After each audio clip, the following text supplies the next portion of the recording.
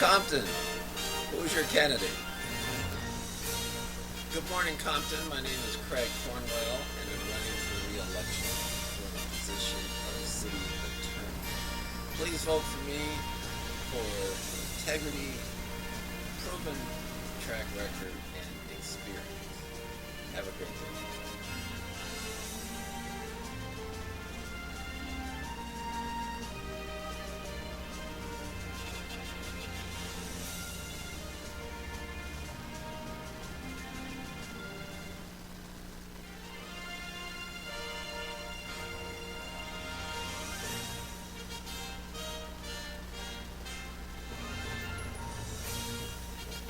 Compton, who's your candidate? Good morning, Compton. My name is Craig Cornwell, and I'm running for re-election for the position of city attorney. Please vote for me for integrity, proven track record, and experience. Have a great day.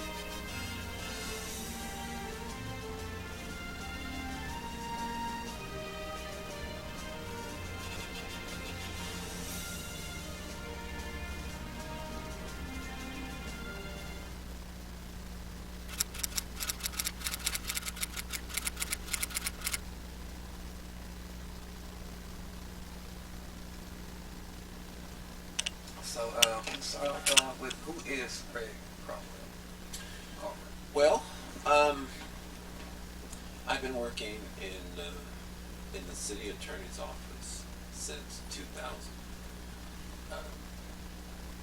From 2000 to 2006, I got a couple of promotions. I was second chief deputy in the department, and in 2008, became the city attorney. So I've been city attorney going on my 9th year. I started off in law school. My mom took me on a tour of City Hall, and I met my predecessor, who was chief deputy at the time, LeGrand Clegg. The city attorney was Wesley Fenderson. The mayor was Walter Tucker III, and I was impressed by seeing black men in leadership. And I vividly remember the mayor having cable television in his office, and that just blew me away. And I dedicated my legal career to the city, and hopefully I can inspire others. Now, I understand that this was your first job out of law school. Is that not true? No. Out of law school, I started a private law firm. Okay. It was 4 partners, downtown LA, 46th floor, I believe, on Hope Street. I was going to go into entertainment. Was going to go into entertainment. Then I got a call on a low revenue month that there was an opening at City Hall, and I said, "Let me come by and balance this revenue thing out." Right. And when I got here, I was told, "Just get a couple of trials under your belt, put them on your resume, and get out." Okay. And I did just the opposite. I doubled down, bought a house. My wife and I are raising my 9-year-old daughter here, and I'm actually 4th generation Compton resident. When we talked to some of the residents, some of former city council members, and just people that's involved in the city, their general assessment of Craig is he's laid back. Introverted, quiet, thoughtful, cerebral. Probably comes from my legal training a little bit. My dad was very quiet. My dad's a pastor, and we used to always comment how he wouldn't speak until Sunday. He was just be home quiet, and then Sunday he had a lot to say. So when the time comes, I have a lot to say too. Okay. So do you think that's more of a strength, or because some people consider it a weakness? Would you consider it a weakness or more of a strength, or? No, no, I don't consider it a weakness. I was very excited when President Obama in '08, his first term, and I saw someone that spoke as slowly as I did. I was like, no, it's not a weakness. No, you can make it. Yeah. For the record, what type of lawyer are you? Well, it's a specialty to be a what's called a municipal attorney. Okay. There's special training. There's a group called the League of California Cities, and they have a division of just city attorneys and the issues and the legal issues that confront cities. So just like you have a divorce lawyer or someone that writes wills and trusts, or a criminal lawyer, you have a municipal lawyer, and we all don't know the specifics in each other's field. It's a specialty. What's interesting about being a municipal lawyer is that the issues are so broad. It's probably the broadest area that you can practice in. You said 9 years now you've been the city attorney, and that's 2 elections, or that's 3? I've had 2 elections. 2 terms, yes. Okay. This is the first time you've actually been challenged for your seat, right? Yes. Okay. Yes. So Marcus Musante is he's going for your seat. What is the difference between Craig and Musante?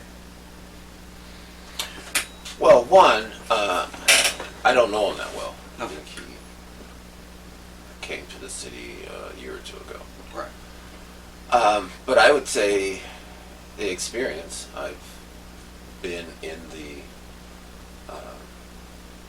the department 18 years. So the technical expertise, I think, would fall heavily towards me.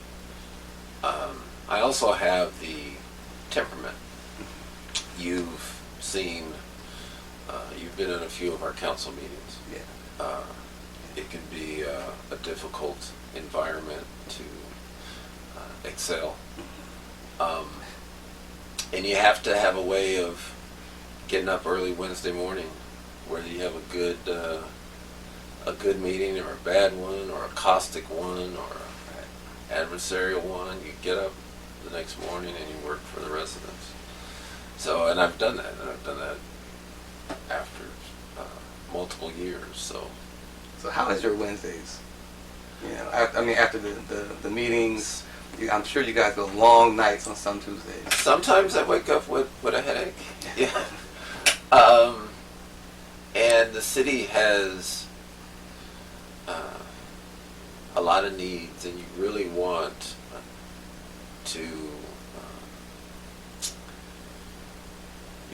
progress to happen, and progress happens, but a lot of times it doesn't happen in the time frame that we want it to, or it doesn't happen in a straight line, and that's frustrating. Especially living here, I experience what the residents experience. I was baptized with 2 broken rims on my car with potholes, so I'm in the club. And I want nice streets and trees trimmed. So, it gets frustrating at times. Now, as a city attorney, you are responsible for letting counseling the council on certain legal matters. So Yes. certain legal matters come up, and I provide legal advice, yes. okay. What's your take from a legal standpoint of the city of Grind using the Compton logo for business purposes? Well, I think the city logo is the city's, in the sense that we were first to the marketplace. That being said, our logo is, if you type in City of Compton, it comes up on Google, it's on flyers, it's everywhere. I think at some point, I'm going to sit down with the owners and we'll resolve that. The key about moving the city forward is prioritizing. Okay. Right? And there's a lot of issues that I can get involved in. But I have to keep in mind our priorities. Streets, trimming trees, having money for budgets, employee salaries, balancing the budget, those type of issues are threats to the city. Right. If I get The logo isn't high priority. it really isn't. Not when employee-related litigation is costing the city six figures. The changing of management frequently these last 4 years. Yeah. I mean, those are what impacts not only City Hall, but then reverberates out to the city. And I appreciate entrepreneurs, particularly when they're from the city and trying to make something happen. So we'll sit down and chat about it. But It's not there's some the high priority. Yeah, there's some bigger things going on right now. Okay. How has the city directly benefited from you being its city attorney? Well, that's a good question. The biggest way that I think the city has benefited is my work ethic. My dad started off at McDonnell Douglas Aircraft washing airplane parts for $36 a week. Oh, that's what I say, 36 an hour. No. And went on to raise three boys. One's a surgeon, one's a partner at a accounting firm downtown San Francisco, and I'm bringing up the rear, just trying to keep up with the standard. But that type of work ethic I bring to the job. So we have a 4 days a week, 10-hour a day schedule, Monday through Thursday. I'm typically in here Fridays, Saturdays, trying to get work done, trying to get agenda items that help move the city forward. Where we got to get gasoline in our fire trucks, or they don't move. And somebody's got to write that item and get it on the agenda for council to approve it. And that's what I do, and I'm pretty proud of that.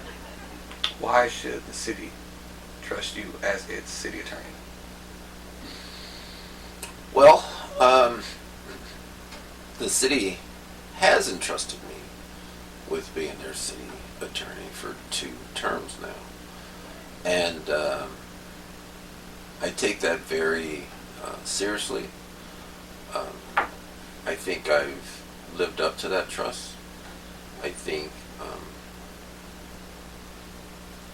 we operate within the guidelines of the city and state and federal laws. But that's not to say anyone is perfect. I'm marching towards the mark of the high calling. But ultimately, I'm from the city.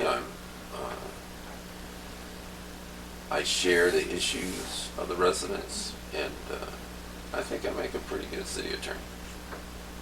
And lastly, these city council meetings, we briefly talked about them, and they are not as professional as some people would like to see.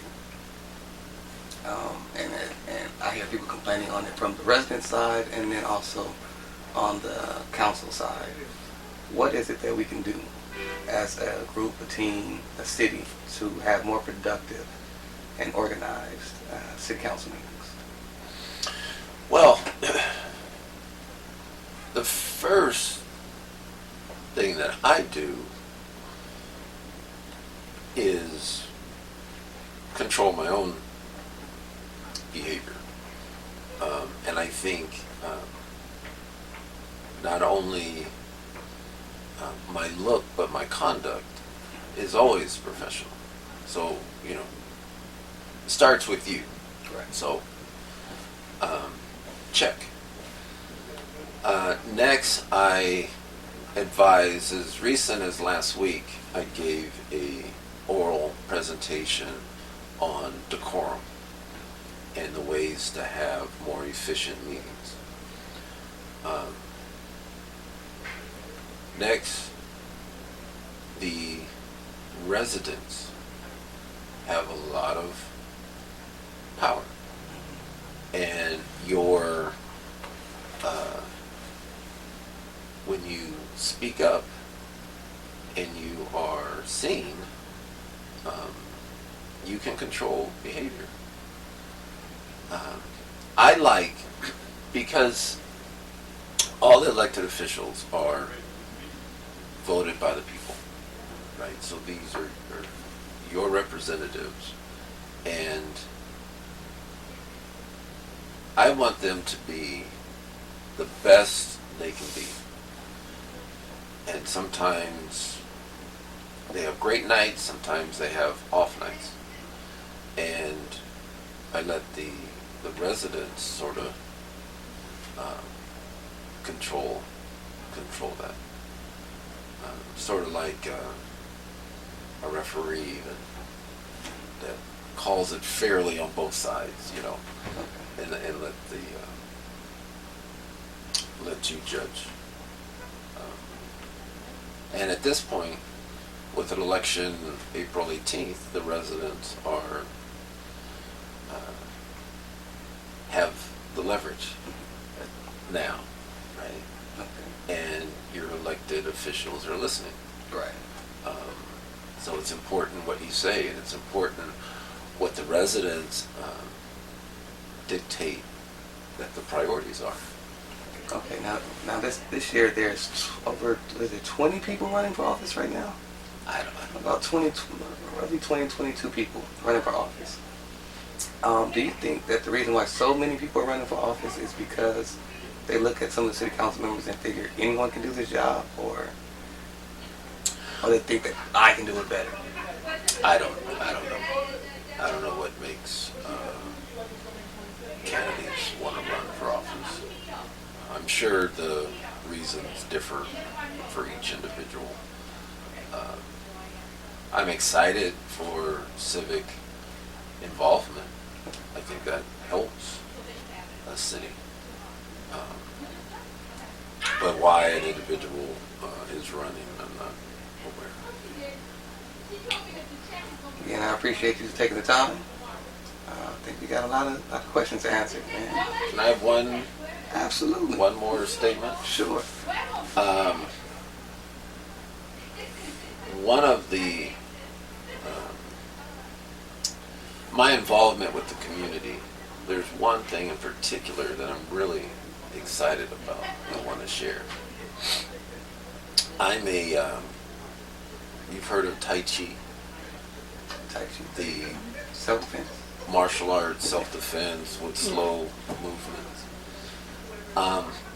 I started a Tai Chi class for seniors 4 years ago Here? here, and it's at Dollar High, Okay. and it's every week. Nice. And I never thought when I started Tai Chi in 1999, I'm sorry, what day is that at Dollar High? Friday at 8:30. Okay, Friday at 8:30. And I was only interested in the martial aspects, and I never thought a seniors class would be of interest. And I love it. And some seniors bring their grandkids. So it's not just sometimes I'm teaching young folks. I've taught disabled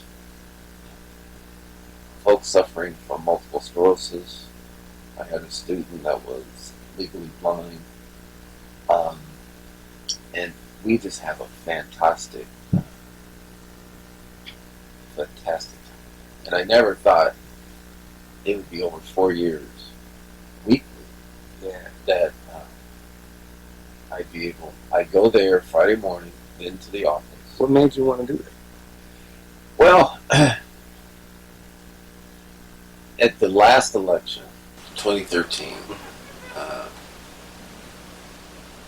I had a conversation with my campaign manager, and I was telling her, I want to do Tai Chi. I'm good at it. I'd like to teach it. And she said, Don't play with the seniors. If you're not gonna really do it, don't have to it. And I said, well, let's just see. And it's a weird interaction because they can teach you so much. When you think you're teaching them, they're teaching you. So it's a lot of fun. How many students would you say you guys have?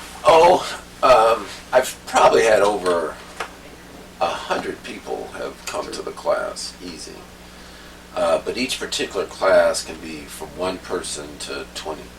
Yeah, okay. And whether it's a nice day, Right.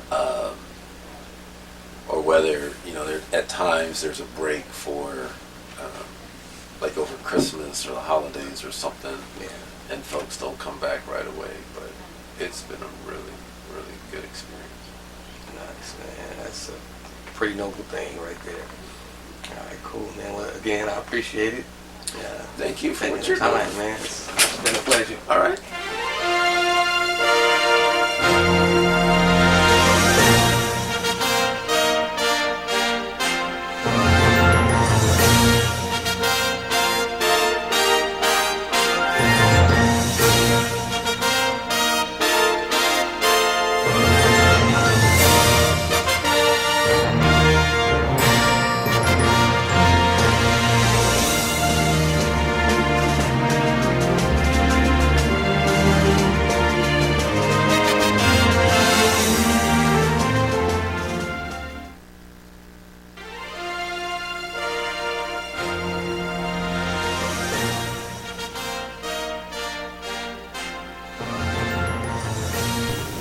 Who's your candidate?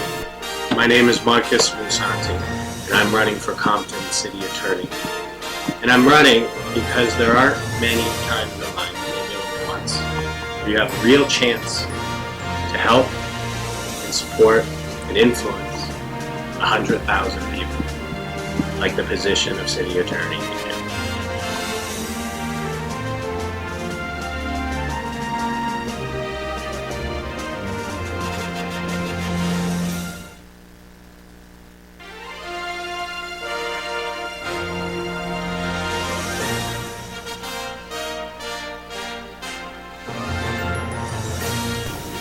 Who's your candidate?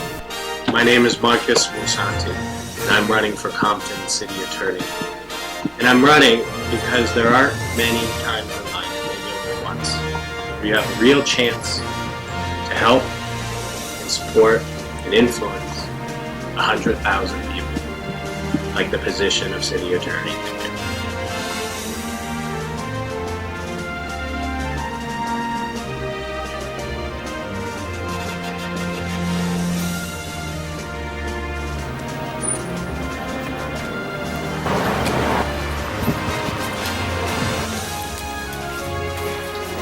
What's going on, man? How are you? Nice to see you. Good to Yeah, see you, welcome, man.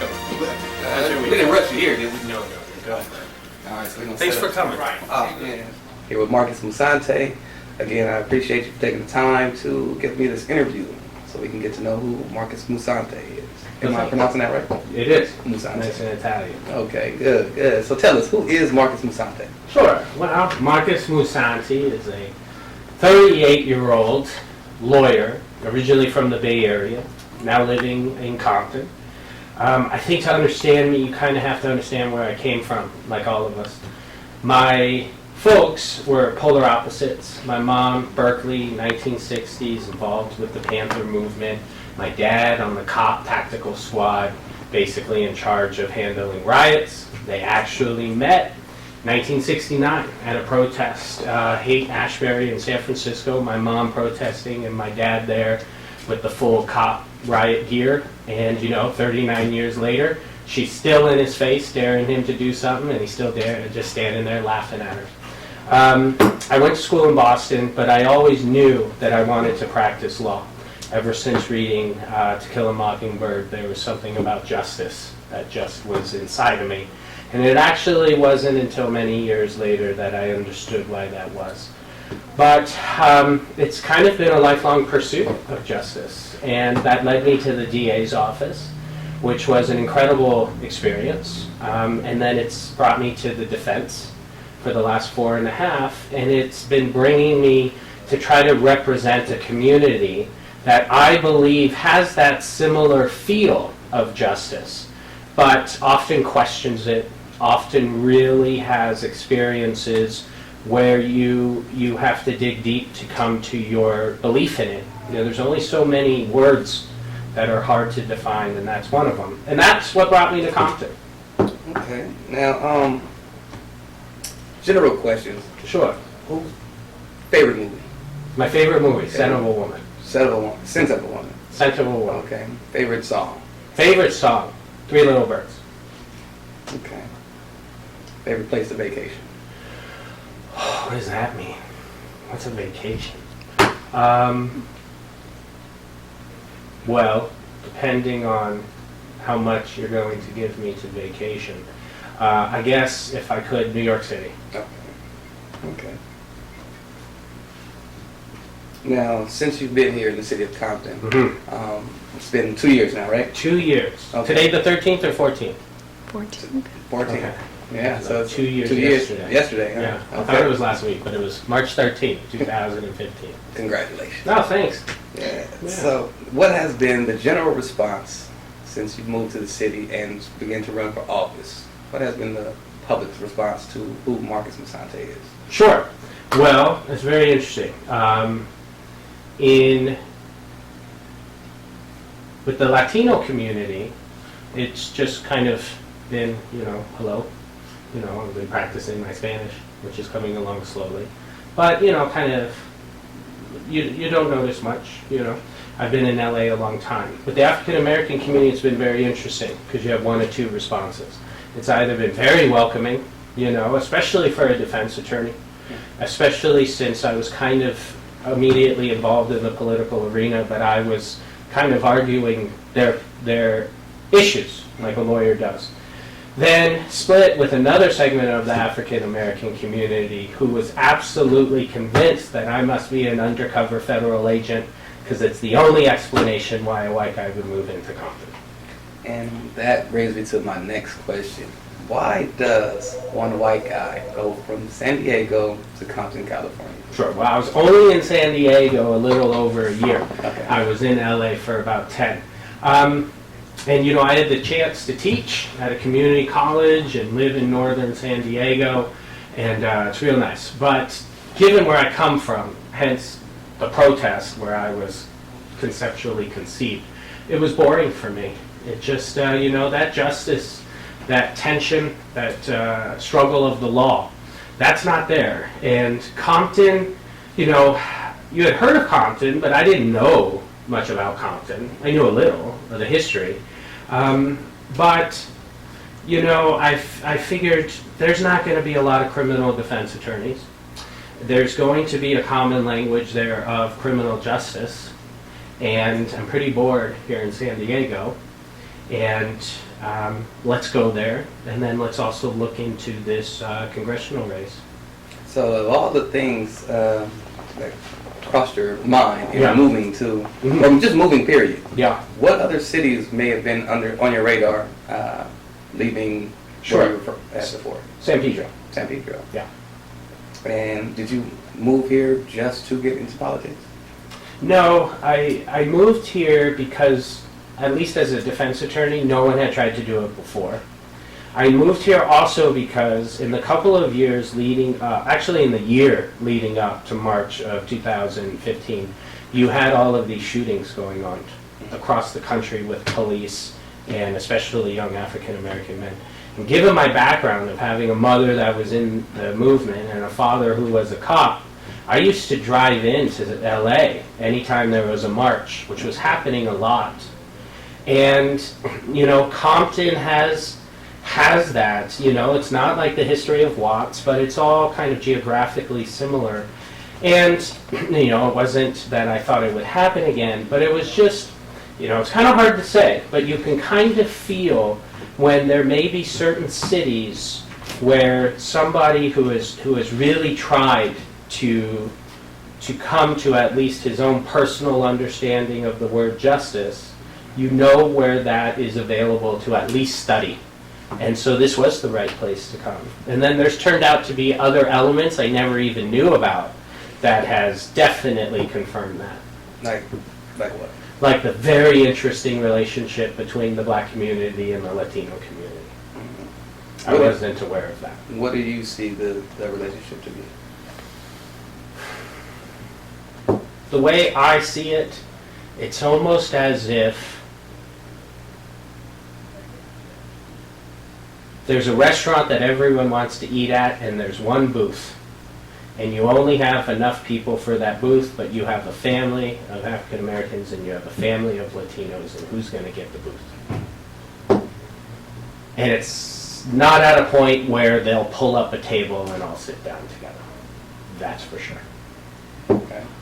That's a weird analogy. The post office, Smart and Final, Food for Less, and the courthouse is where I find more than 20 African Americans and 20 Latinos under the same roof.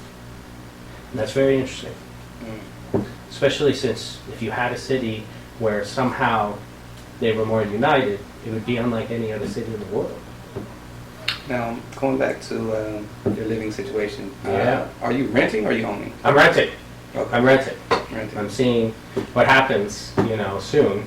And because I'm a believer, if you represent, you live in the city. And so hopefully the interest rates don't go crazy, but I would look to purchase following should I be elected. But for the last 2 years, renting. Okay. So in the event that you're not elected, do you still plan to stay in the city? It would be hard. It would be hard to justify that because I would ask myself, what can I do? I've tried. I'm not going to wait 4 years just to try to run again. I think I could do more in that time of maybe having a legal clinic. But the answer to your question is no. No, I wouldn't. And that's not because I don't have that feel for it, but you can only help if your help is wanted. Just like you can only love someone if they don't want it, why would you keep trying? And I tried a little too big, and this is a city that needs new lawyer. And so if I'm not the guy, I'm going to go somewhere where I can be an effective lawyer. Right. Yeah. Okay. Now, are you living here with any family? Or No. you just- No, just just me. So you on the solo mission? I had a dog, but he's with his grandma. Okay. Yeah, because I'm not home very often.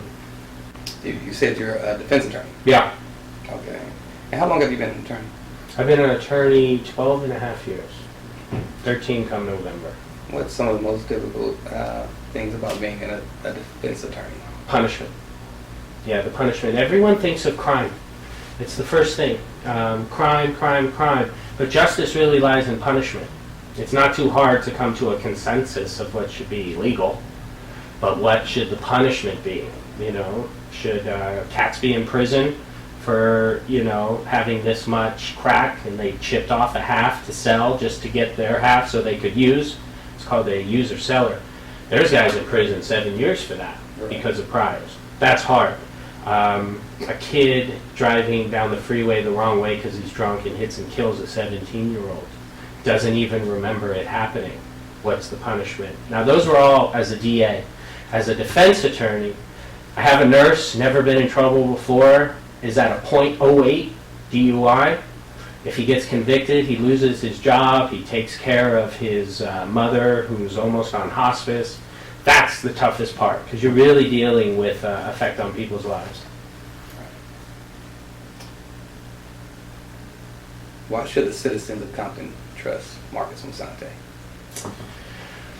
Why should the citizen? Well, gosh, I always believe that you have to go with your gut and your instinct.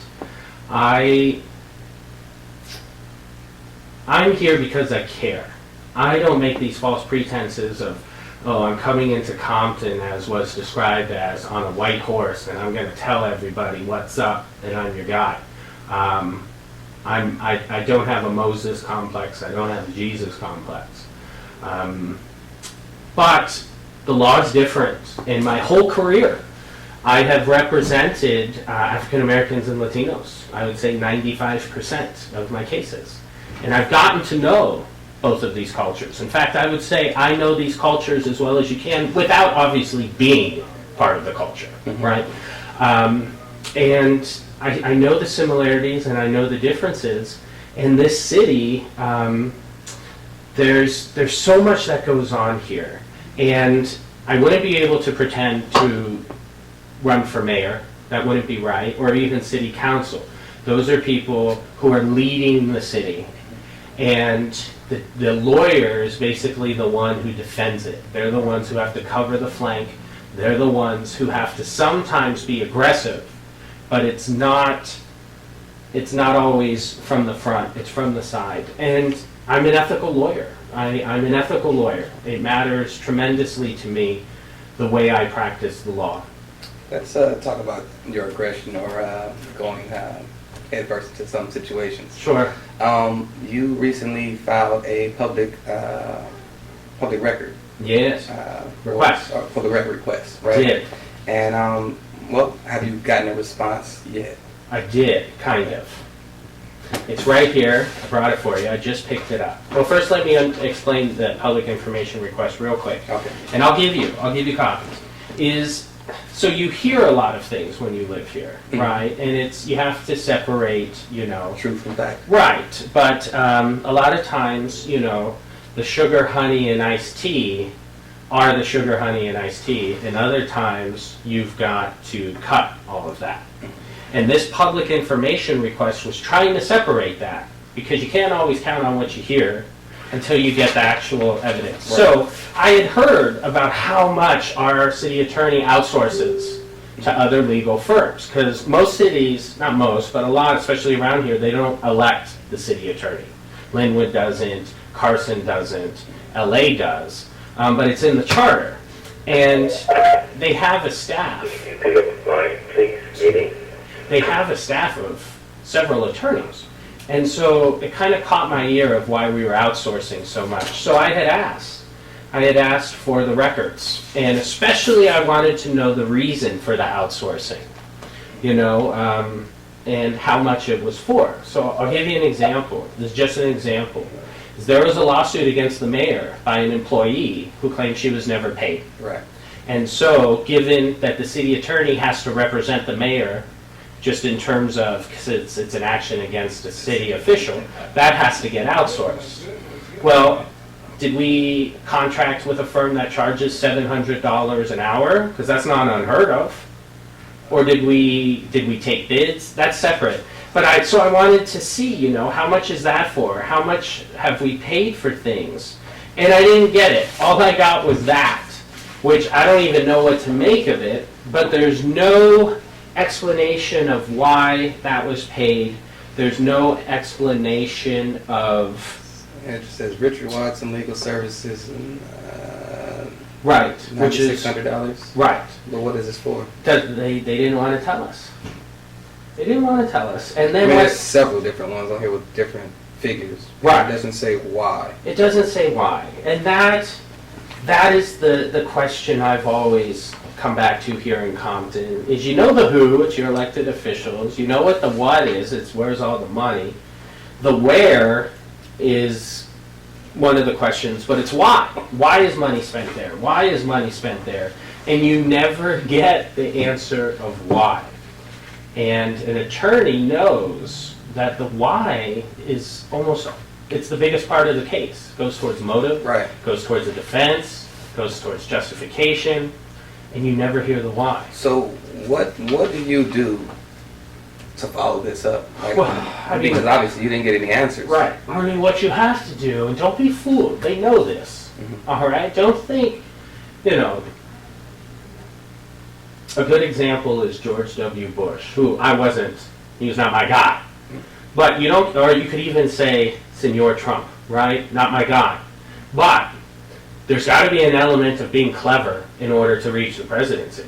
That doesn't mean you're smart, and, you know, but you got to be clever. Right. And don't think they're not clever. I'm not comparing anybody to the two. But they know, because if they do this, what am I going to do? They know I work full time. They know I'm engaged in an election full time. It's not like, you know, super firms are going to come descend into Compton and save the day. In fact, they all say, this is what Compton's known for, right? This is why we don't get involved. And so technically I'd have to go to court. I'd have to file a court order, an injunction. Now, given people start voting soon, I mean, it's very difficult, which is why it's never really exposed. But they're clever. They know that. And so they're going to give you the bare minimum, and then the city attorney will point at the controller will point at the treasurer will say, well, it wasn't clear, and it's this wonderful merry-go-round. So you're up for this? Yeah. I'm up for which part? Going to court or the position? Well, the position. Because this is something that these are the types of things that you would Yes. typically deal with. So, listen, it's not the most fun thing being the white guy living in Compton.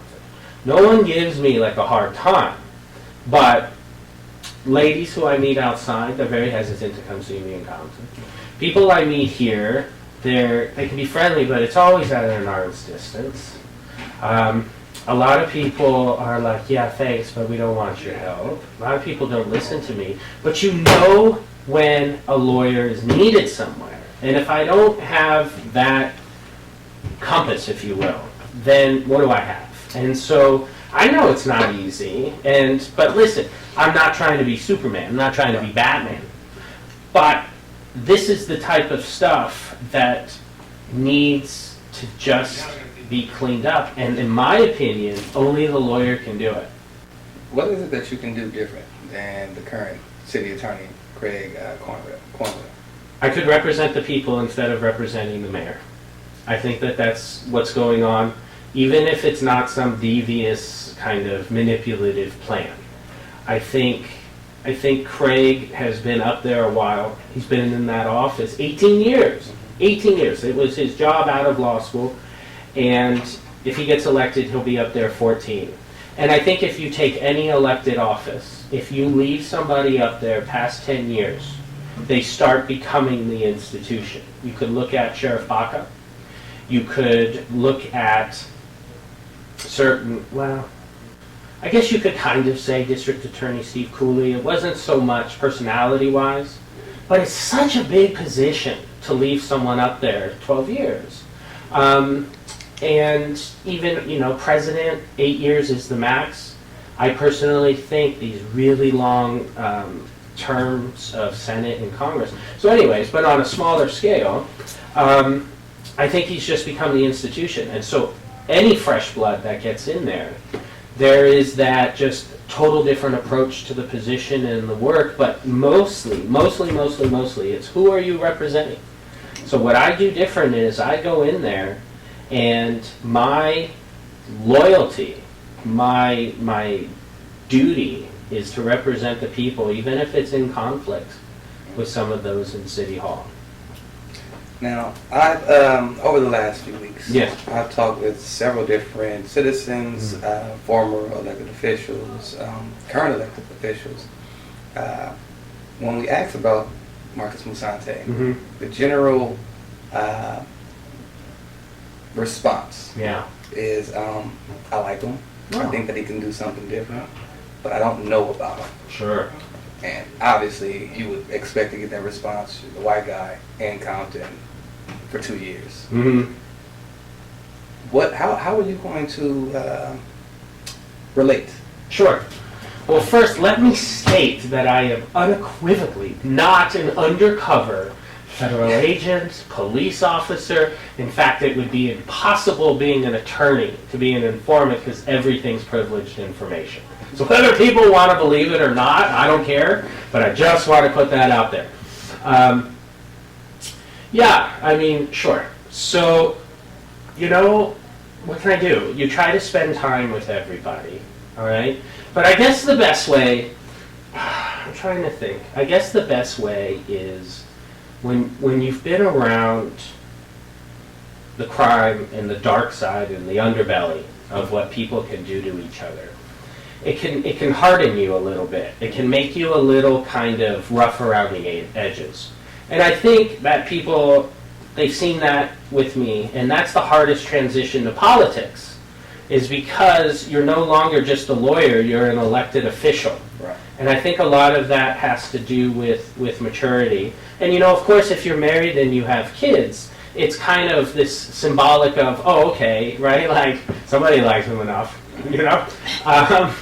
But when you're moving around, that is tough. But, you know, I guess the best way I can do it for this is, I'll tell you a story I once heard that really stuck with me. A man passes away, and he goes upstairs, and he's greeted at heaven, and he's very excited to be there. And the this would be St. Peter. Doesn't really matter. He takes them on the tour, and they go into a room, and he says, "Welcome. Everything you want is here." And he looks in the room, long table with the most elegant food and wine, and just the music. Everything's wonderful, and the people in there are they're crying and they're in misery because everyone's arms are locked. You can't bend your arms. And so they have the most beautiful food and wine, and they're trying to eat, but they can't because they can't bend their arms. And it just looks miserable. And the guy turns to his guy and he says, are you sure I'm in heaven? What did I do wrong? He starts getting really scared. And the gentleman says, do you want to leave? And he says, no, because there's just something not right. This can't be heaven. So he says, follow me. And they go to the next room, and it's the same thing. Same food, same wine, and everyone there is wonderful. And they're happy, and they're all eating, and they're all drinking.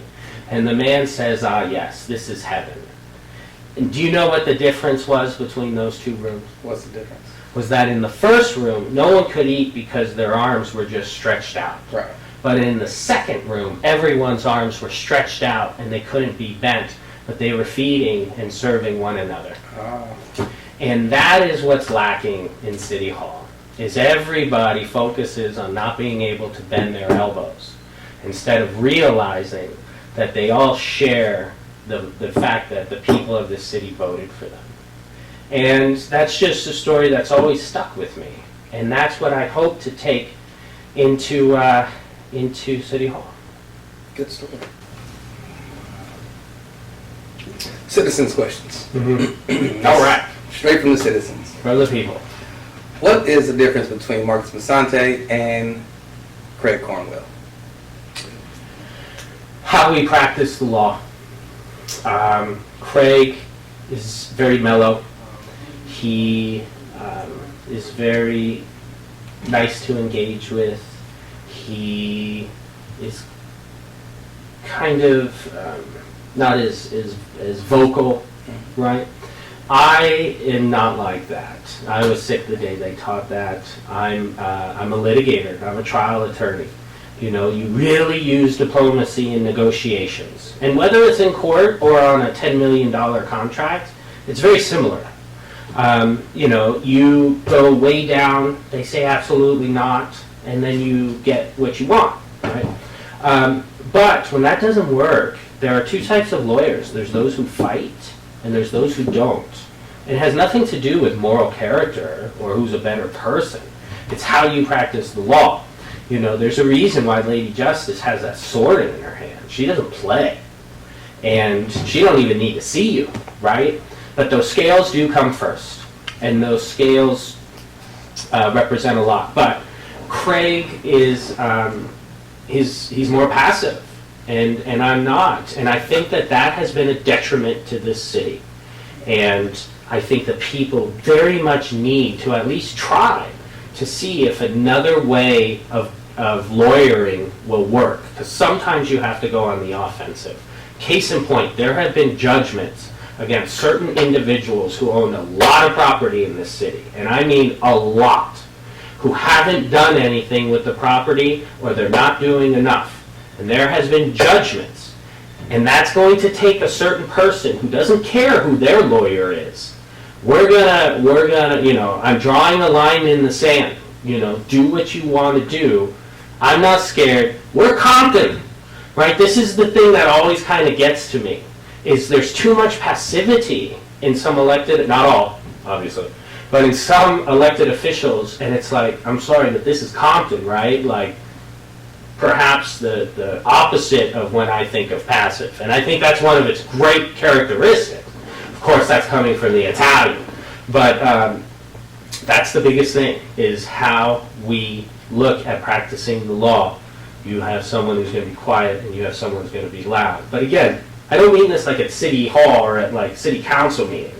There's a level of professionalism. But don't get it twisted. The courtroom is often a battlefield. And I think that that's what we need to go get money that's owed to us. Did you come to Compton just for a political career? No, I came to Compton. Part of why I was in San Diego is I really had to call a timeout to see if I still wanted to practice law. It's hard being a criminal defense attorney. It's hard to make the phone ring, and it's hard to deal, like I said, with crime all day long. And I went down to San Diego, and it was nice, and I was still, you know, taking cases. But there was something still calling me to LA, and it had to do with criminal justice. So I said, all right, let's go to Compton. And yes, the politics played a role, but it wasn't just to try to get elected. And if you really ever thought about running for office, you would understand this. If you look at presidential elections, people are paying attention the most during the elections. And so if you have a message, or if you just want to get something out there to make people think, you have to run.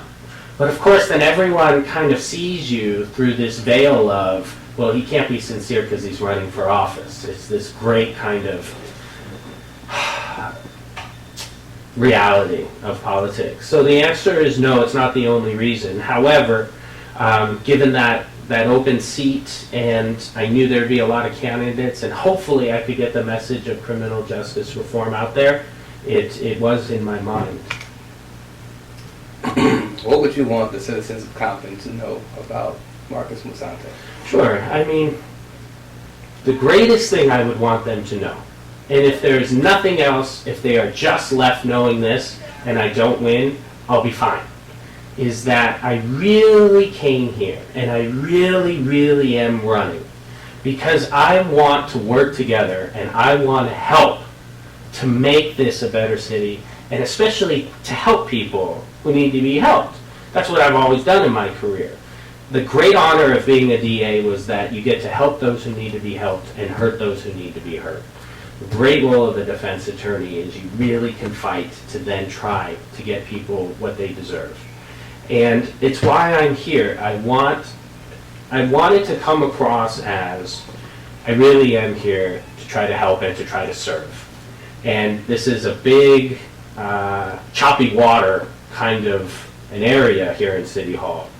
But that part comes second to, I wouldn't want to represent a client who didn't think that I genuinely cared about their interests. Otherwise, you're a bogus lawyer. And I just don't think it matters that it's an elected official. It's called city attorney. And I just hope I can come across as sincere. But it's always hard when your name's on a ballot. Yeah. And I understand. I do. But it is true that my intentions are truly good. And we'll see. We'll see if my services are wanted. But I'll be okay. I'll be all right. Right. I just, it's, Compton here belongs to the citizens, and especially the citizens who vote. And so we'll see. Sante, thank you Yes, sir. again for Oh. giving me the time. My pleasure. Thanks for caring. Thanks for coming. I'm the white guy running for office in Compton. And that worries people. That's If you heard Killer Roy, he thinks it's like a CIA fucking conspiracy. I haven't. The whole boy with his big old lips. These are the personalities that you have to do. Yes, sir. Coming in. And it's not going to be easy No, to deal with. no more. And you also have to watch what you say and how you say it. Yes, I do. I got in a lot of trouble. Yeah. It's hard. But yeah, people turn on me real quick like that. People already turn real quick, generally. Turn on me. But you're easy. You millennials don't care as much about black and brown. You know, you went to school together, you were around each other, and you get it. I'm sure there's certain things like me, you know, that I'm like, holy shit. Like when I met Ross, and someone next to me's got like 8 kids, and everyone's like cat teeth, and it's all Espanol. I'm like, holy shit, it's like Trump out.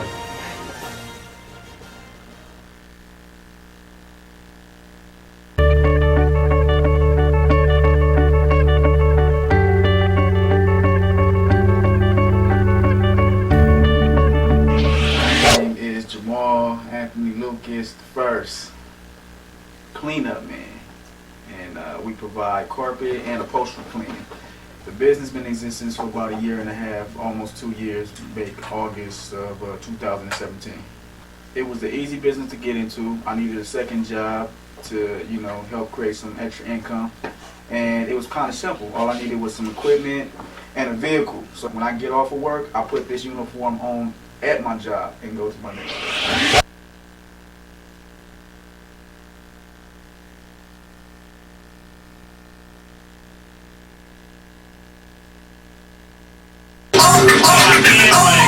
Everybody's gonna try.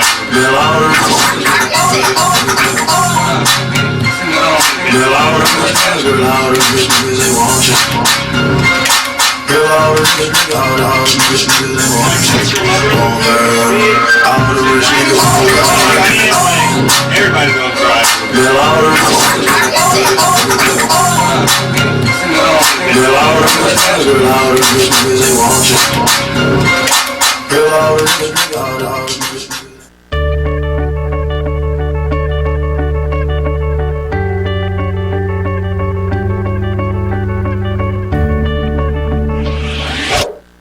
My name is Erica Lachey, Jovi Shea Beauty. Well, Jovi Shea Beauty is a business that specializes in growing organic, non-genetically modified, and natural hair care and skincare. Our products are plant-based, so it's not using a bunch of chemicals or fillers. Like everything in our line is 100% from the earth. It's no man-made chemicals whatsoever, no preservatives or any type of additives. And we actually grow the rosemary, the lavender, the mint, and the aloe plants that we put into our products. We launched on April 30th, 2016.